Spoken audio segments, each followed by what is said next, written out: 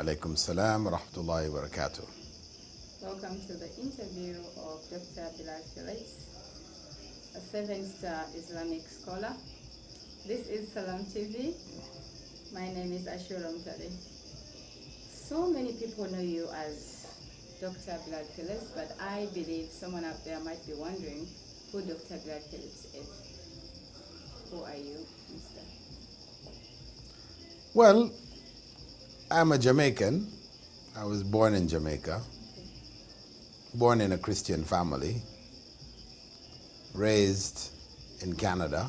My parents migrated to Canada when I was quite small, and raised as a Christian. From there, I moved with my family to Malaysia when I graduated from high school and lived there again as a Christian. Though I lived amongst Muslims there, I didn't really know what Islam was. I returned to Canada to do my university degree in biochemistry. And while I was in university, I got caught up in the student movement, a movement which was seeking to make a better world for human beings. The role that Canada was playing in the Vietnam War at the time. Canada was making the bombs which the Americans were dropping on the Vietnamese. The napalm, which is liquid which comes over you and burns you whilst you're standing there, you know. It's horrible, very horrible. And Canada was producing these bombs. So the students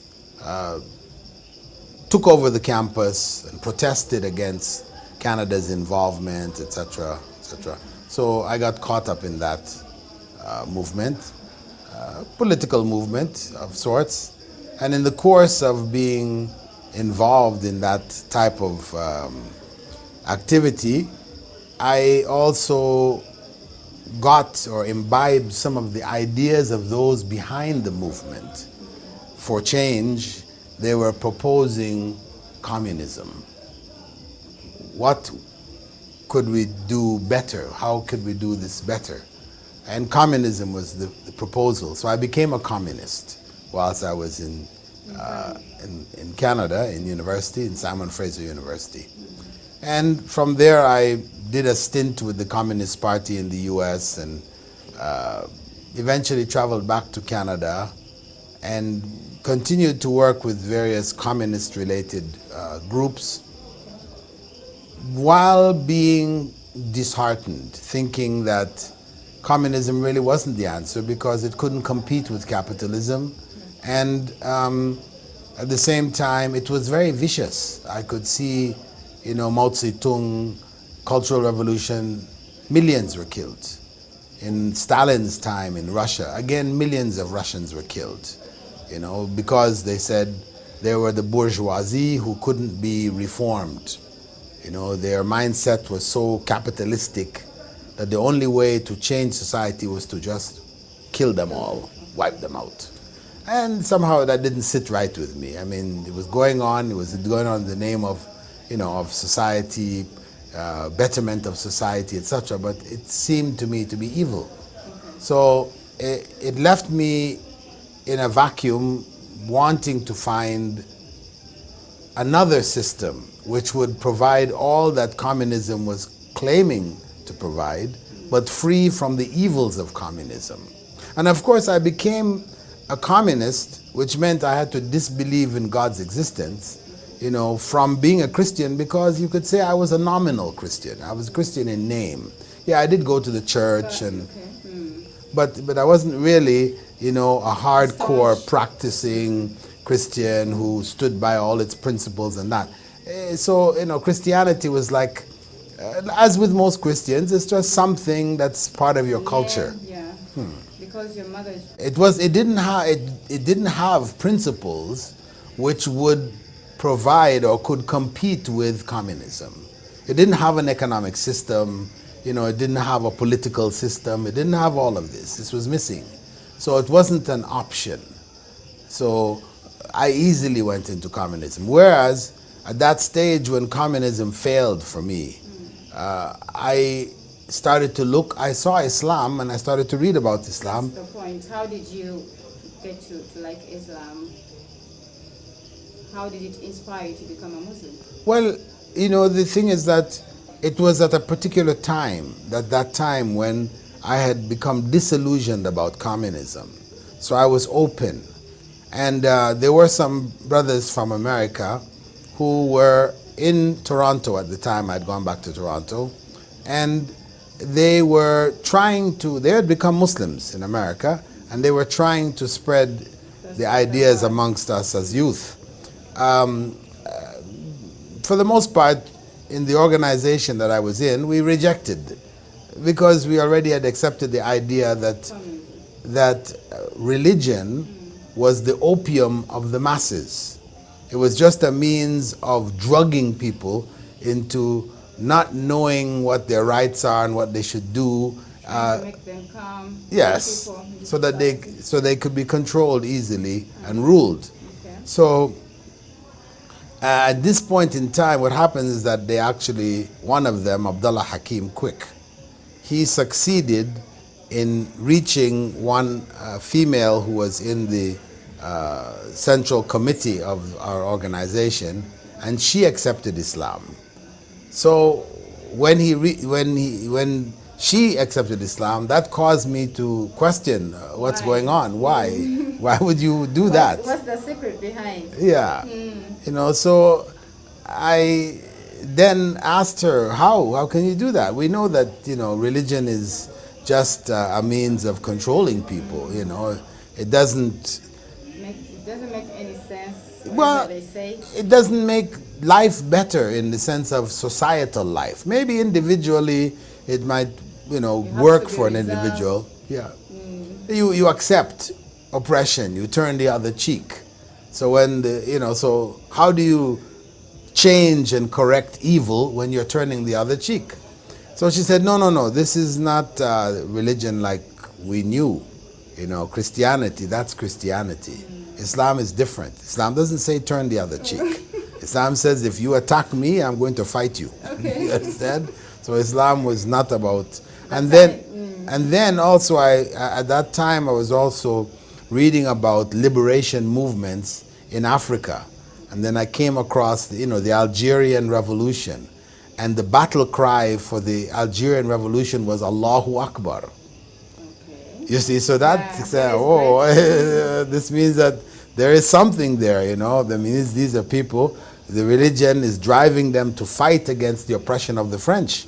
So that, you know, opened up some avenues for me to reflect. I said, okay, give me some books, let me start to read. And I started to read, you know, books about Islam and Islamic theory and concepts and politics and economics and all these kind of things. And alhamdulillah, after reading, it became clear to me that yes, what I was looking for, it's there. You know, what I wanted to avoid was not there. You know, and there was some good in Christianity. It was there in Islam. The weaknesses, not having political systems and things, it is there in Islam. The political system. All the missing things from Christianity were there in Islam. You could say theoretically. But I still had to deal with belief in God. Because as a communist, I had denied God's existence for so many years, right? So how do you turn from that? You didn't have to do anything got to do with God. You didn't pray. No. As a communist, of course, you deny God's existence. So how are you going to pray? Pray to what? You just go partying. Yeah. You know, that's your prayer. Okay, so when was that? That was 1972. Okay. You know, I then had a personal experience which brought the reality of God back into my life. And it's a little bit of a story, so I mean, maybe we'll leave it to another time. It's available online anyway. But the point is, I had a personal experience which made me realize that there was power in this world which was beyond human beings. you know, which saved me at a time when nothing could save me. Nobody around me could save me, could help me, etc. I had this experience, and that convinced me that, yeah, there must be a God. So once I had that experience, then the step to accepting Islam was very simple. You know, I then went and declared my faith, learned my basic prayers, and you know, started to practice Islam, to fast and all the different things connected with it. Okay. What is your purpose for the visit? My visit to Uganda is basically to further the presence of my university, the Islamic Online University. Students was not very high. Unlike other countries that are English speaking, where the numbers were quite high, we have, you know, maybe 100 or 150 or 200 new students every semester. Uganda was somewhat on the lower side. So I felt that coming here may help to spark interest in the university. You know, so I agreed and was invited actually from last year, but I was on a tour of the countries of the region, and I ran out of time, so I wasn't able to make it here. So this year, you know, I set aside time for it, and some Ugandans, Ugandan auditor in Qatar invited me to come, and the students from my university who are here, who have a student committee here, they coordinated with her to bring me down. And also some other friends of mine, you know, in academia who are in Malaysia, they helped to facilitate the arrangements for my stay while I'm here, to meet various public figures, important figures in the Muslim community. So I decided to come down to make people more aware of the Islamic Online University, to at the same time establish links with other institutions here, Islamic institutions, to work along with them, to enter into agreements, and alhamdulillah to find also affiliations, which alhamdulillah we managed to do that. Just we did an affiliation with the IU, or we could say it was really an MOA towards affiliation. The intention is to affiliate with the IU, and also to bring to the country scholarships for the disenfranchised youth who graduate from university, and due to the fact that they just don't have the finances, they can't do any further study.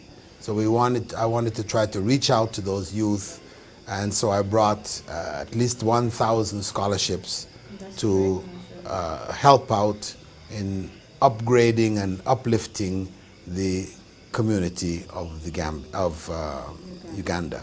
So when you talk about the scholarships, are they meant for which class of students should go for the scholarships? The high school, you know, we have two grades in Uganda. We have the O level, that's the ordinary level, and then we have the advanced, that's A level. Mm-hmm. Who are qualified for those scholarships? It's the advanced level, those who have the qualifications which will put them in a university here. Because if we are to issue a degree here, it has to be in accordance with the rules of the country from the Ministry of Education, you know, for acceptance in the university. So though there is maybe some leeway, we have to, and we'll look into it, because our degree is a 4-year degree. Whereas when a person does A levels, they go into university here, they're doing it in 3 years. So we have an additional year.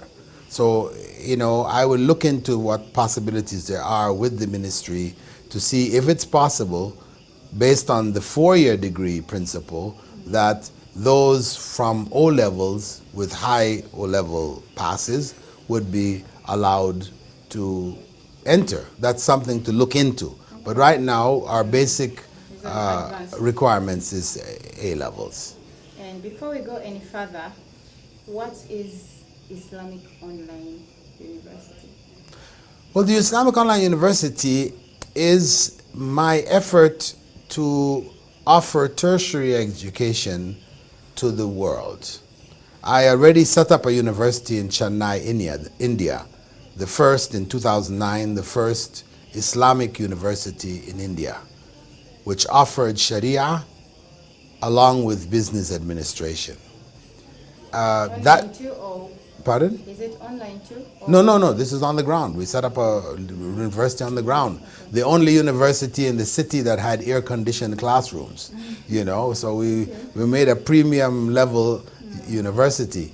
However, I felt it was Allah's will also that I returned to Qatar from India. I'd gone to India for 1 year to set up this university and to run it. That I return and look elsewhere for further development. The university has continued till today. It's still running, and it has about 600 students, who have studied and graduated and who are currently in the university total. But I started in 2009. When I went back to Qatar in 2010, I launched the bachelor's program for Sharia. And I added to that afterwards education and Islamic banking and finance and other subjects. In that same period of time, 600 students in Chennai, the university in Chennai, it's called Preston International College. Here online, I had 6,000 students registered. And so we're talking about 10 times the amount online. Furthermore, we also have 244,000 students in that period of time who are currently also studying diploma courses in Islamic studies for free online. So we have a total of 250,000 students. So in the same period of time, in it that took... place? No, online. Okay. Online. In Chennai, we got 600 students. Okay. Online, we now have 250,000 students. So it was obvious that the online is the way to go. If we wanted the message to be international and global, then the future is in online education. So this is why I focused then on online study. Okay. Because also with online study, we're able to reduce the costs, tremendously. So the student who studies with us here, not on scholarship, who are just studying with us, regular students, they have to pay the fees? they pay only registration fees of $90 per semester. Meaning that what they're paying total for a degree is $720 for a degree for a 4-year degree, which would cost them as a 3-year degree here at least $5,000+. So we're talking about, a tenth of what they would pay. Okay, that's really good. So how can someone join if someone perhaps wanted to join the online university? Well, of course, it's very simple. They just have to go online, www.iou.edu.gm. We also have representatives here, and they can be contacted. If they go online, they can find out who is the representative, contact details, etc. for Uganda, and they can call them up, email them, whatever, to get help. Otherwise, it's possible to just go online, register, pay your fees, join the university and study. But we try to encourage the students to be in contact with other students. So we're establishing some kind of learning centers where people would be able to go and get internet access free to help reduce costs. So inshallah, we should over the next year, have a number of centers. We have already examination centers, different parts of the city, but we'll increase those. IU being one of our partners, we would have all of their campuses as examination centers. Then we would also partner with other organizations that are involved in education in the city, whether it's UMTA and UMIA and these other types of bodies, as well as the Islamic Call University College. We have already arranged to partner with them and help them in their development. They're in the early stages of the Effects of IOU to Islam and to the development at large. Well, generally speaking, we have to say that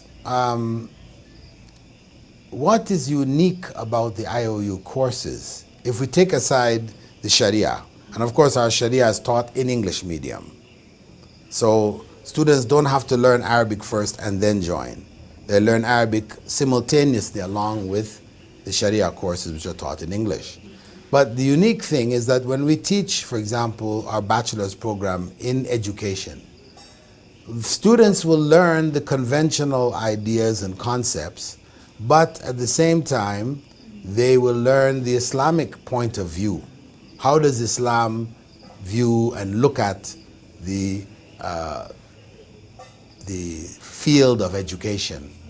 Similarly, in psychology, we have an Islamic view on psychology. So we're studying Islamic psychology, you could say. We learn conventional, or we could call it comparative study of psychology. Similarly, in business administration, even information technology, we always bring in all of our classes, where there is relevance and Islam has something to say about the different elements of what are being taught, those elements will be mentioned. What Islam has to say is mentioned. So the student graduates with an Islamic overview of his or her discipline, her field or study. Okay. So when the people are done with the degree or the diploma, how do they access the certificate? Is it real certificate or how do you do it?